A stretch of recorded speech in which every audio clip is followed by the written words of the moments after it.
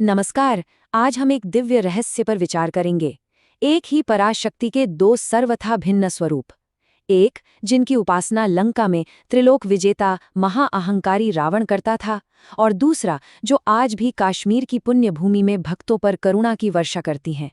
ये अद्भुत और रहस्यमयी रूपांतरण आखिर हुआ कैसे? आइए आज हम भृंगीश संहिता के पृष्ठों से देवी त्रिपुर सुंदरी की लंका से कश्मीर तक की इस दिव्य यात्रा के गूढ़ तत्वों को समझने का प्रयास करते हैं। हमारा ये संपूर्ण विवेचन इसी पवित्र और प्रामाणिक ग्रंथ श्री महारागी प्रादुर्भाव पर आधारित है। यह कोई साधारण कथा नहीं है, अपितु यह स्वयं भगवान भैरव और देवी भैरवी के मध्य हुआ एक गहन आध्यात्मिक संवाद है। तो चलिए इस संवाद के माध्यम से हम इस रहस्य की परतों को एक एक कर खोलते हैं। हमारी ये ज्ञान यात्रा एक दिव्य जिज्ञासा से आरंभ होगी, फिर ये हमें रावण की उस अविश्वसनीय और कठोर तपस्या तक ले जाएगी। हम देखेंगे कि देवी लंका में किस स्वरूप में पूजित थीं, उन्होंने कश्मीर का प्रवास करने का निर्णय क्यों किया, और अंततः वे शांत और सौम्य महाराज्ञी के रूप में किस प्रकार प्रकट हुईं। प्रत्येक महान आख्यान का जन्म एक गहरे प्रश्न से होता है। हमारी ये कथा भी देवी भैरवी और भगवान भैरव के बीच हुए एक ऐसे ही संवाद से आरंभ होती है जो ब्रह्मांड के अनेक रहस्यों को हमारे समक्ष उजागर करने की क्षमता रखता है। ये संपूर्ण कथा देवी भैरवी की इसी जिज्ञासा से प्रकट होती है, जिसमें वे आदि शक्ति के उस स्वरूप के विषय में जानना चाहती हैं जिनकी उपासना कभी लंका में महात्मा रावण द्वारा की जाती थी। यही श्लोक हमारे इस गहन अन्वेषण का मूलाधार है। यही वो केंद्रीय प्रश्न है जो देवी भैरवी ने भगवान भैरव के समक्ष रखा। एक ही शक्ति के दो सर्वथा भिन्न स्वरूपों का रहस्य क्या है? एक तामसिक, दूसरा सात्विक, एक रावण द्वारा पूजित, दूसरी ऋषियों द्वारा आराध्य। इसी प्रश्न का उत्तर ये संपूर्ण आख्यान है। तो अब हम कथा के उस भाग में प्रवेश करते हैं जहां देवी के प्राकट्य का मूल कारण निहित है। ये कारण है लंका के राजा रावण की अद्वितीय और अति कठोर तपस्या। जैसा कि ग्रंथ में वर्णित है, रावण का स्वभाव अज्ञान और घोर अहंकार से भरा हुआ था, और इसी स्वभाव ने उसे उस अविश्वसनीय और कठोरतम तपस्या के लिए प्रेरित किया जिसकी कोई अन्य कल्पना भी नहीं कर सकता था। रावण की तपस्या की कठोरता हमारी कल्पना से भी परे थी। सोचकर देखिए, 1,00,000 वर्षों तक बिना अन्न जल के, केवल प्राणवायु के सहारे एक पैर के अंगूठे पर अडिग खड़े रहना। उसकी इस असाधारण और घोर तपस्या ने संपूर्ण ब्रह्मांड को स्तंभित कर दिया था। अंततः इस अविचल तप से द्रवित होकर भगवान शिव स्वयं प्रकट हुए। उन्होंने रावण को बताया कि उसकी इच्छा की पूर्ति केवल आदि शक्ति की उपासना से ही संभव है। इस प्रकार उन्होंने रावण की अदम्य ऊर्जा और भक्ति को एक निश्चित दिशा प्रदान की। और ये निर्देश अत्यंत महत्वपूर्ण था। शिव ने रावण की राजसिक तामसिक प्रकृति को देखते हुए उसी देवी के उग्र तामसी स्वरूप की उपासना करने को कहा। इस स्वरूप को श्यामा के नाम से जाना जाता है, और ये एक विशिष्ट मंत्र से जागृत होती हैं। यहाँ तामसिक गुण को समझना आवश्यक है। ये जड़ता, अंधकार और भौतिक शक्ति का प्रतीक है। ठीक वैसी ही ऊर्जा जैसी रावण त्रिलोक पर आधिपत्य स्थापित करने हेतु चाहता था। भगवान शिव के निर्देशानुसार रावण ने पूर्ण निष्ठा से देवी श्यामा की उपासना की। उसकी भक्ति से प्रसन्न होकर देवी ने उसे साक्षात दर्शन दिए और उसे 3 युग तक त्रैलोक्य के अखंड राज्य का अभूतपूर्व वरदान प्रदान किया। त्रैलोक्य का राज्य प्राप्त करने के बाद भी रावण की एक अभिलाषा शेष थी। उसने उस आदि शक्ति से एक और याचना की। वो याचना क्या थी?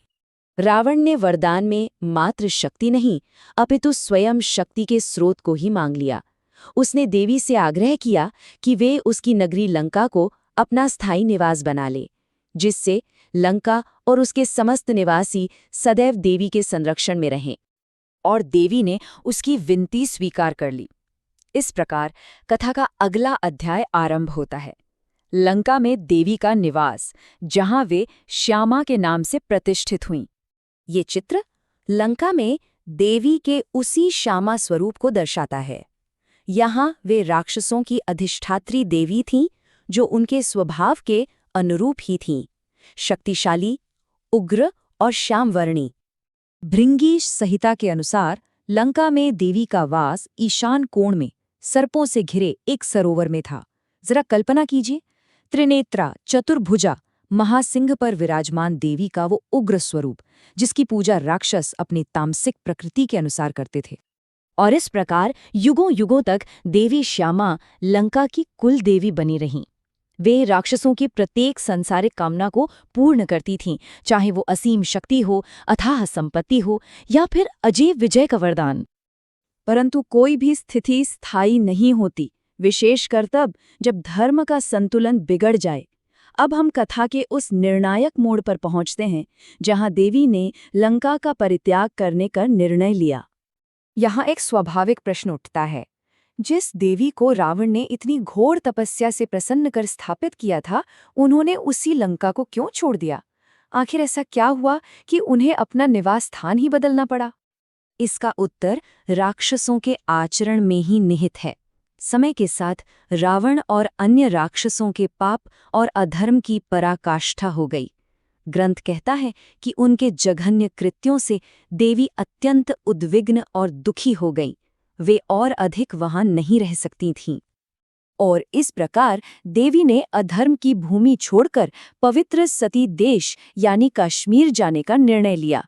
ये कोई साधारण यात्रा नहीं थी।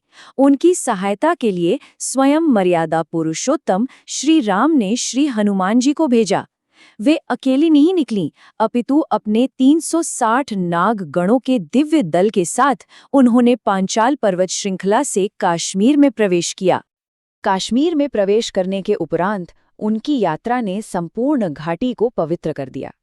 कपाल मोचन से लेकर वाराह क्षेत्र तक वे जहां-जहां रुकीं, वे स्थान आज भी पवित्र तीर्थ माने जाते हैं।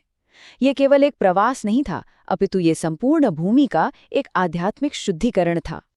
और अब हम इस दिव्य यात्रा के अंतिम और सबसे महत्वपूर्ण चरण पर आते हैं, कश्मीर में देवी का स्थायी निवास और उनका एक सर्वथा नए स्वरूप में प्रादुर्भाव। अपनी यात्रा के अंत में देवी एक ऐसे स्थान पर पहुंची जो वितस्ता और सिंधु के संगम के निकट था। इस स्थान की एक विलक्षण विशेषता थी, वहां की भूमि रुई के समान अत्यंत कोमल थी, जिसे संस्कृत में तूल कहते हैं। उस भूमि की इसी असाधारण कोमलता के कारण उस स्थान का नाम तुलमुल पड़ा और देवी ने इसी शांत एवं पवित्र स्थान को अपने स्थायी निवास के लिए चुन लिया। और यहीं पर वो अद्भुत दिव्य रूपांतरण हुआ। लंका की तामसिक और उग्र श्यामा कश्मीर की पवित्र भूमि पर पहुंचकर पूरी तरह परिवर्तित हो गईं। उनका तामसिक गुण सात्विक हो गया, उनकी उग्रता करुणा में बदल गई। राक्षसों की पूज्य देवी अब भक्तों और ऋषियों की आराध्या बन गईं। सात्विक गुण का अर्थ है पवित्रता, शांति और ज्ञान। ये तामसिकता के अंधकार का ठीक विपरीत है। ये दिव्यता का सर्वोच्च प्रकाश है, जो अब देवी का नया स्थायी स्वरूप था। इस प्रकार अपने इस नए सात्विक और कल्याणकारी स्वरूप में देवी को एक नया नाम मिला, जो उनके इस नए पद और प्रकृति को दर्शाता है, महाराज्ञी अर्थात महान रानी।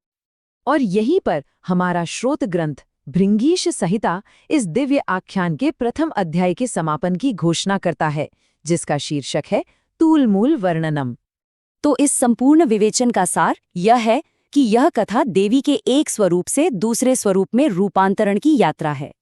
यह अधर्म से धर्म की ओर, अंधकार से प्रकाश की ओर और तामसिकता से सात्विकता की ओर एक दिव्य प्रवास है, जिसका समापन कश्मीर में महाराज्ञी के रूप में होता है। लेकिन ये कथा यहीं समाप्त नहीं होती। ये एक बड़ा प्रश्न खड़ा करती है। जब रक्षक देवी ही लंका छोड़ गईं, तो रावण की शक्ति का क्या हुआ? देवी के इस प्रवास ने श्री राम और रावण के मध्य हुए महायुद्ध पर क्या प्रभाव डाला? इन सभी गहन प्रश्नों का उत्तर भृंगीश संहिता के अगले अध्याय में छिपा है। हम अपने अगले विवेचन में इस रहस्य से भी पर्दा उठाएंगे। हमारे साथ जुड़ने के लिए आपका धन्यवाद।